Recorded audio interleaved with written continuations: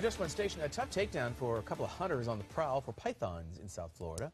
The wild roundup was wild to say the least. The men using every ounce of strength they had against a massive snake.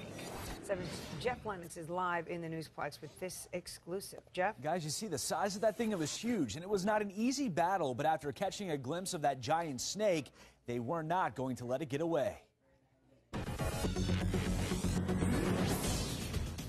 A big catch in the Florida Everglades. 2 snake trappers getting their hands on a 15-foot python on Saturday. The first day of the challenge, we caught the biggest snake. Nicholas Banos and trapping partner Leonardo Sanchez driving in the car, keeping all eyes on the lookout when moments later they'd make their phenomenal find. I saw a little gloss and I saw a big square brown patch.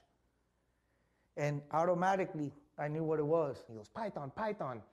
Second I get out of the car and I look over, it's this big python stretched right there where the trees meet the water. And when we jumped at it, he goes and he grabs it by the tail. The second he grabs it by the tail, the snake starts to beeline into the trees. So he tells me, go for the head, go for the head. I'm trying to get into the trees because it's all over the place. As they wrestled for their catch, their struggle was just beginning. And I started trying to pull it so it won't go into the water, and the snake just straight turns around and beelines towards my face.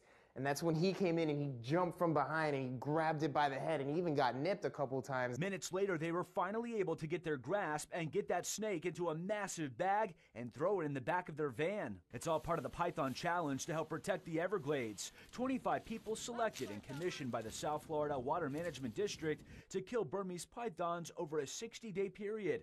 That's because they're an invasive species. Native animals, deers, raccoons, whatever it is, birds, they're disappearing. They're disappearing.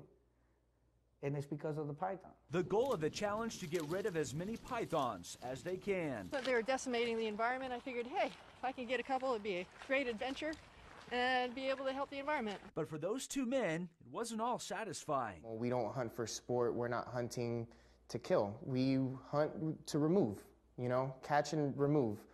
But having to kill it was, you know, a little rough.